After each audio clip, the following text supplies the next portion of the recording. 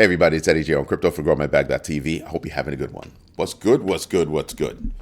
We got a lot of news going on. I think the biggest news for me yesterday, and I was speaking about it last night, the biggest news for me yesterday was the fact that Chairman Powell said that banks can be involved in crypto, right? Not only can they be involved in crypto, but there should be better regulation around it. And I think that's a really good idea. We should be shoring up the guardrails and parameters for which banks can operate in the crypto space. Banks are, I believe, one of the highest regulated industries in this country.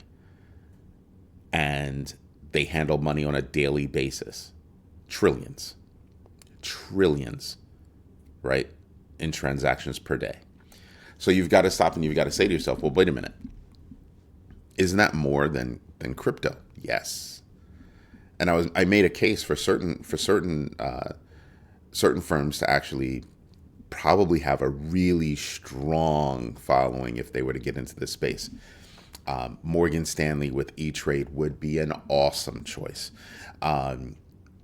Thinkorswim would be another platform that I would identify. Charles Schwab, parent company, has another platform that would make a good idea. Basically, any bank with a trading platform that allows people to trade on their own, that's the step just before wealth management, right? You're trading on your own, you can do things, all that good stuff. That's the step where you get the widest swath of people, and it's just before wealth management. Beyond that, you have wealth management, and they'll actually do trading for you, discuss with you what trades should happen, all that other good stuff. But people that like to be hands-on, they're going to be at banks that have really robust platforms. And those are three of the most robust platforms on the market. If they were to get into this space, Gemini, Kraken, Coinbase would all have problems. There's a great push around the world, right, to decrease the number of bank branches that are out there. Even Lloyd's of London, is saying, hey, we're gonna close a lot of branches. That's a big deal. In the United States, you've already had bank branch closings, 133 by the top three banks. So that's a big deal. You're gonna have more. But until then, you still have offices or stores that people can walk into and go handle, if this was to happen, go handle crypto business. Wow. That's something that, the exchanges don't have. They don't have that, person-to-person touch that those bank branches bring to the table. So yeah, I think competition would seriously heat up. I think Coinbase, Kraken, Gemini, OKX, everybody is doing legal business as a centralized exchange in the United States is going to have a problem. They're going to have a problem. Now, that doesn't mean that that there's not a possible response, right? Because exchanges can offer certain banking services without being banks, and then banks would be able to offer crypto services. So you're kind of creating this space where it's going to be up to you to figure out what choices do you want to make? What are you expecting from a bank? Or is a bank even what you're looking for anymore? That's a big deal. That's a very big deal. So right now, if you want to onboard fiat to Coinbase, you still have to go through a third party, like a bank.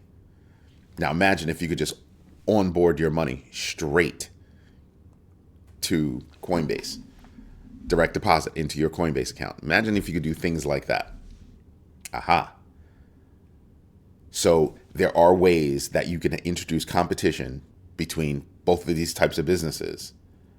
And I'm here for it because the banking industry has needed a wake-up call for a long time. There's a lot of competition. There's a lot of money to be made. Improvements are on the way, I think.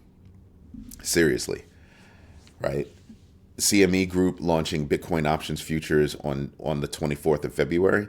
It's only pending regulatory approval. And it seems like it's going to happen. Texas is also prioritizing the development of a strategic Bitcoin reserve. Lieutenant Governor has actually come out, his name is Dan Patrick, prioritizing Bitcoin as a reserve in 2025. That's not small. Not small. So you're looking at Texas, one of the hardest states besides New York, to actually do business as a crypto business. I think we're seeing changes. Then you've got the SEC acknowledging or recognizing the Litecoin ETF that was filed and putting up for public discussion. That's the next step, people. That's the next step. So unless there's enough people out there that say no, no, no, no, no, it will proceed to the next step. I think it's just going to be clockwork. No more unnecessary delays, none of that nonsense. So what do you have on tap? You have a bunch of meme coin ETFs on tap. You have a bunch of, real deal coin, ETFs on tap. Think XRP, even Doge. I mean, you've got a lot of coins on tap right now. You got a lot of coins. Solana is another one that was filed. So you have a lot of things that are going on right now. I told you my idea on, or my thought process on single coin ETFs is stupid. Right? Now, if they're going to introduce like for like redemption, that would be huge, because now I can use your ETF to buy, and when I want to redeem, I can go get that coin and put it in my own wallet. Until people step up their advancement in knowledge, right? And you could do that, of course, by buying my book, Crypto Foundations for Building Multi-Generational Wealth. What is that book meant to do? It's meant to help educate you about crypto. Give you that foundation and that comfort level so you can actually go buy your own crypto. Why would you pay somebody to go buy crypto when it's so easy to do it on your own? It's one thing if you're buying stocks. Yeah, it's a lot easier to have something like that. But there are exchanges out there that will help you do it.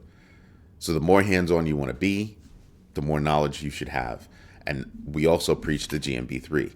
Do your own research, know your entries and exits, and absolutely invest deliberately. Then you've got India. This is actually a big move, and I'm going to read you the headline that we have. India expands semiconductor sector via U.S. and Singapore partnerships. In other words, imagine Taiwan not being the semiconductor, just global leader. Imagine Taiwan not being that and someplace else becoming that leader. There's a reason why.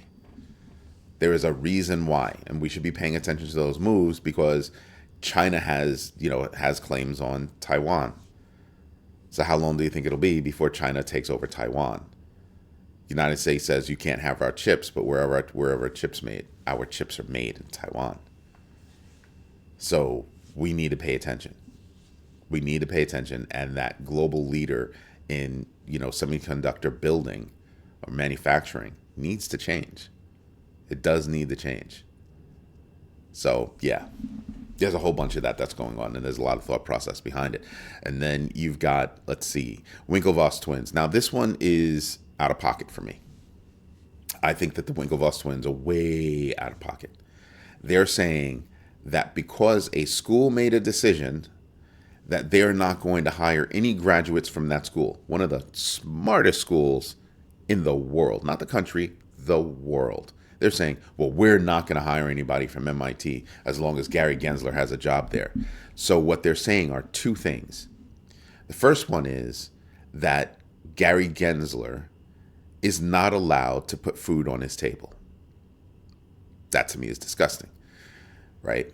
Because everybody should be allowed, to put food on their table. Is Gary Gensler broke or anything else like that? No, of course not. But that's not the point. The point is that you shouldn't be chiming in on somebody making money. You disagree with their views, you disagree with their actions, that's fine. But should they be allowed? He didn't do anything illegal as far as we know. So why shouldn't he be allowed to make money? Why shouldn't he be allowed to go put food on his table?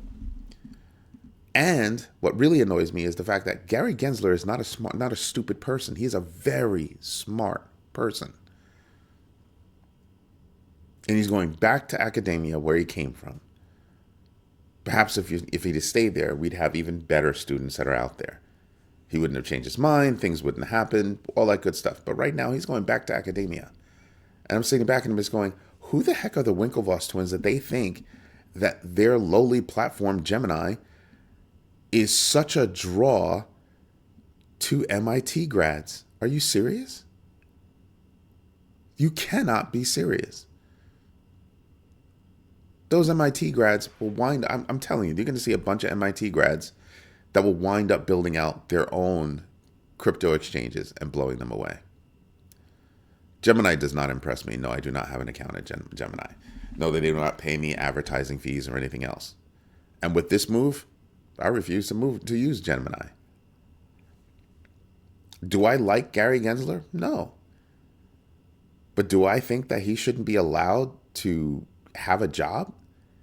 No, that's insane. That's like the dumbest thing in the world. Do I want him to have the kind of job that he had before? No. But do I want a smart person teaching students? Why not? So they're gonna shun all MIT. Not a problem. They'll all find jobs someplace else.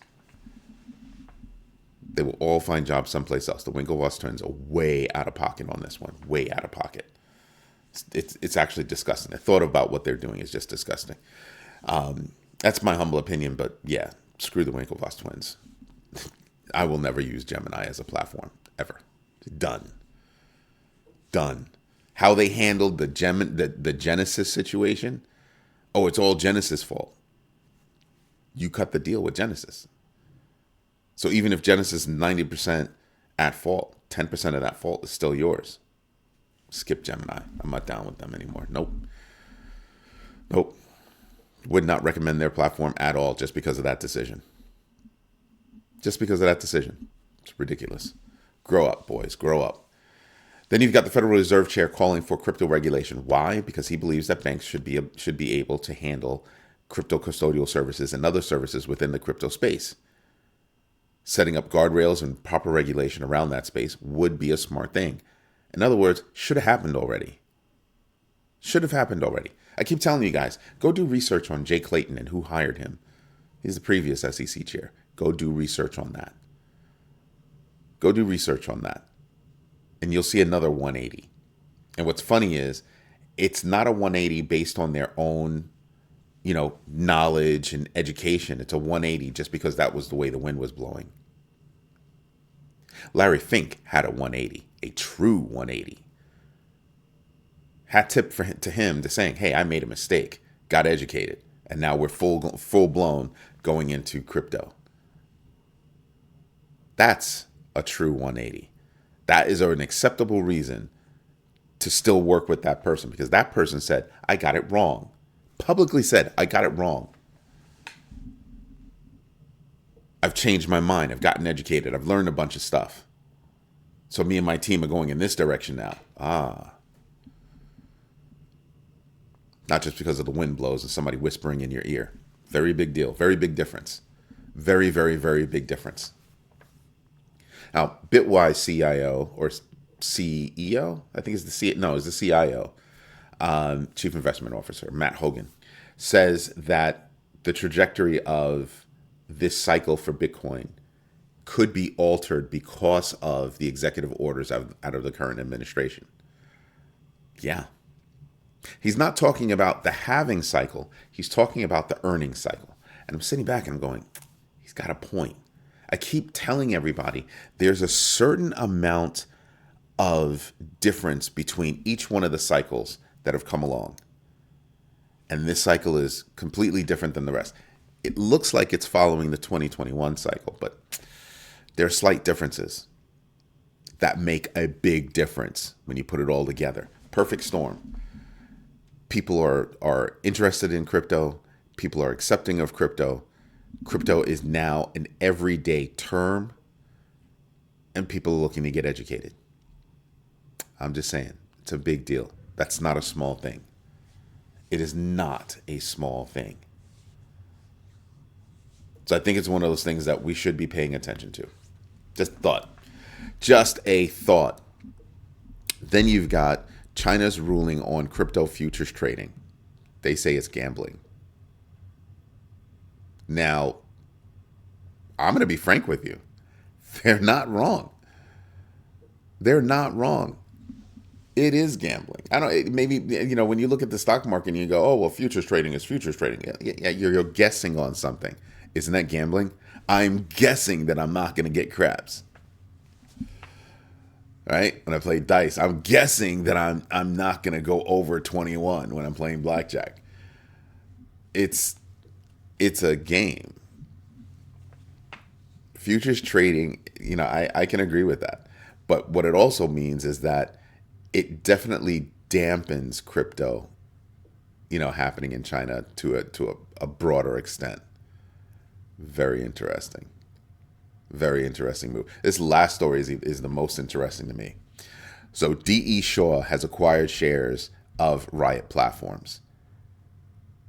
And it's not because they want to invest in the company and how it's run right now. They're joining activist investor Starboard Values, right? Starboard Value. I'm expecting we're going to see change. We're going to see major change over there fairly soon. You're going to have to, Riot Platforms is going to have to pay attention to this growing activist hold that's going on over there. And I'd like to find out what kind of changes they're looking for. That is going to be interesting to me. Very, very interesting. But you know what we should do? That's right. We should get into the numbers. So earnings today, we're expecting Apple, Visa, MasterCard, Blackstone, Alibaba. We've got a lot of things coming out today. I'm dying to see MMC, Marshall McLennan. Love that place. I used to work there when I was a kid. And so I'm looking at financial institutions. I'm looking at how this is all gonna stack up. I want to hear about what they've got, what they've done monetarily, yes, but I'm really interested in the directions that they're going. That to me is going to be a huge, big deal. We already got the FOMC numbers yesterday, the comments yesterday. Like I said, for me, the biggest takeaway from yesterday's comments wasn't the fact that they left interest rates all alone. It was the fact that Chairman Powell said banks can get into crypto. That was the one. That was the gem for me. The gem. Why? Because now you can actually put on your calendars, 2, 3, 6, 9, 12 months out that we're going to start hearing about different banks getting more involved in crypto. And each time we hear that from the different banks, you're going to see crypto pop up, pop up, pop up. Create your calendar. I'm telling you, we've got, that's telling me we're going to have a string of good news for a while. A string of good news for a while. And then, of course, on the opposite side, banks getting in, you're going to have crypto exchanges looking at that new competition and going, ooh, we better do something in response. Again, I think it's going to drive the crypto market going up. Listen to what Bitwise CIO Matt Hogan said. This is why these changes are happening. It's helping to create that perfect storm. So if you're looking to host your e-commerce website, you should actually give me a call. We've got a web platform, Rebel Reach, that integrates AI, Web3, meaning crypto. You can accept credit cards, PayPal, and crypto on your e-commerce site without a middleman, without us being a middleman in your crypto transaction. We created OTC transaction environment. You pay us a monthly fee based on, traffic. There you go. And you could just go on making your money, not have to worry about somebody taking a percentage of your money. No, I pay for a service and then I use that service to make money. That's how we view it. Give us a call. Then you've got, Then you've got the fear and greed index at 70, dipping down from 72. I think it's going to go back up. I think the reason why it dipped down to 70 is because we were looking at the Fed call and we didn't have that information, so it went down a little bit. Now that we have it, because remember, this is backwards looking. Tomorrow, I think it'll go back up. DeFi Llama, we're back in the 130s, $131.275 billion in total value locked, right? That's huge. We've got, I didn't remote. Oh, nice. Nice. So yesterday I was doing some charting. I forgot that I had put these lines up there. Look at this line right here, right? And look at this trajectory right here. And I had drawn another line over here, and look at how that's playing out. That's freaking awesome. That's freaking awesome. I should actually change the color on this puppy. Let's make this one let's make that one that color. It's a little too dark. Yeah, that's better. So you could actually see the difference, on the screen. I choose this one. Yeah. So now you can actually see the difference right there. So I was looking at these, boom, boom, boom, boom, and the line that they created going up. And then I started looking at these bottoms to see what kind of line they create going up. See, this one dips underneath a little bit, so we should adjust that, right? But wow, yeah, that's right there. Is correct that one a little bit. There you go. That's an interesting convergence right there. Liking that. Definitely liking that. So now this becomes resistance and this becomes floor. Just saying that it's looking good to me. It's looking good to me. And to me, it's looking like, yeah, these are going to converge. And then you're going to see just upward momentum. That's going to shoot us beyond that 110 number. That's just me. I'm just saying. You saw me draw it out yesterday. That's what I'm looking at today. Let me just move that in the middle of the screen so everybody can see it. When I put this on portrait, you can actually see how the line is drawing out. And it's a floor over here. It's a resistance level over here as we're on our way back up. And now this is the floor over here. And you can see how eventually we're going to crush through that resistance level. When that happens, and if you draw this out, let's take this line and pull it out, keeping that touching right there. And you can see, let's keep that line tight, because I'm looking over here when I'm messing with this line, and you see what happens.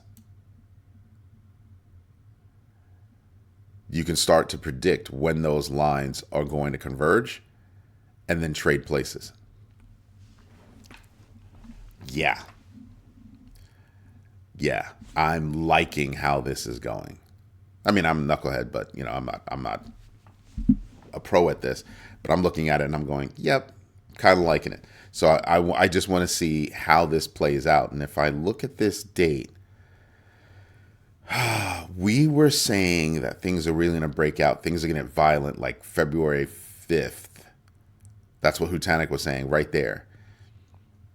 So right there, if you look at where these two should converge, it should be February 2nd, right? And then we were talking about after that first week of February, we're seeing things break out. And I think that's what's going to wind up happening. I'm going to keep those two lines there just to see what happens. Just to see what happens. Look at that. It crashes through there. Okay. Interesting. Anyway, if you're looking at the big board, this is what you get to see. You get to see things that are going up. Bitcoin is up, to 105. Remember, just a couple of days ago, it was in the 90s. And you can look at other places where you can actually see where you can make money. Look at SUI above $4 again. Look at Litecoin blowing up, right? Ondo is even doing well. Nothing I want to hold on to, but Ondo is doing well for those that are interested. There are lots of places where you can be spending money. And what do? I start looking across, at the numbers, see who's doing what, right? Who's in a positive fashion. I think XRP is going to continue to blow up. There are lots of things over here, but what do I really do? I go over to the GMB tracker and I start paying attention to where are we, right? Let's take a look at the losers first. Let's take a look at that percent change. And you have Dog with Hat down 9.54% with a GMB X factor of 3.02. It's been sinking. I made money off of it, so I had already pulled out. I don't have any more Dog with Hat. And being where it is right now, I'm thinking, well, maybe I should go get some more. But right now, I'm invested in coins that are actually doing stuff, and I've got less and less holdings in meme coins. Pungy Penguins is down at 5.39% with a GMB X factor of 3.47. And then after that, you hit my 5% rule. There's nothing else to talk about. Let's come over to the winners. And on the winner's side, not bad. People are talking about this Onyx coin. It's been dropping in rankings. It was high as a 77 last time when I looked before. Now it's down at 100, but it's still up 30%. It's making moves. It's making moves. I have no interest in it. I have zero interest in Onyx coin, but a lot of people ask me about it. I have zero interest, but it's got a GMBX factor of 3.93. Yeah, I have, like I said, I have no interest in it. You can make money from it, I think, right, by playing its ups and downs, but I have zero interest. I'm sorry. AI16Z is changing to Eliza OS. They're up 19.67% with a GMBX factor of 2.39. Do I think they're going to do better? Yep, I really do. Let's see. Helium is up 15.64% with GMBX factor of 11.97. Are they going to hit that 11.97? I doubt it. Hyperliquid is up 14%. Radium is up 14%. Eigenlayer is up 14%. Litecoin is up 13.92% with a GMBX factor of 2.18. And I will say this. I think there is upside because I think that ETF is going to happen. And when that ETF happens, that's what I'm talking about. Big boom right there. I think that's an opportunity that's going to happen. And it is happening is what I should be saying. SUI is up 11.91%. GMBX factor of 0.28. Just saying, SUI is on the upswing, ranked at number 16. Do you know how much work it took to get there? SUI is doing big things. They're actually being traded on. They can actually hold with Phantom wallet now. Phantom's a good wallet. I don't use it, but it's a good wallet. I have one. I have it downloaded, all that good stuff, but I don't use it. I don't think I have anything in it. I was gonna use it, but I don't think I have anything in it at the moment. Athena is up 10.96% with a GMBX factor of 0.98. Yeah, I think it's going to happen. Pendle is up 10.25% with a GMBX factor of 1.11. Do I think Pendle is going to make it happen? Yep. We already spoke about Ondo. They have a GMBX factor of 0.36. Yeah, that's going to happen. Arweave, I mentioned Arweave during last night's show, up 9.77%. The GMBX factor of 5.28. Could that happen? Yes. No, here's the reason why. Deepens. File sharing, that's deepens. I think it can happen. JITO is up 9.62%. GMBX factor of 0.79. Yeah, I think they can do it. Yep. Right? That's just that's how the numbers are looking at me. So when I look at the big board, right, I use the GMB crypto tracker that I was just showing you. This is the GMB crypto tracker. We've got it on the winner side, loser side, and the full top 250 coins. I use that to help me make heads and tails over this. Like, what is this? It's great to see all the colors, the big things, but the GMB crypto tracker lets me hone in on those things.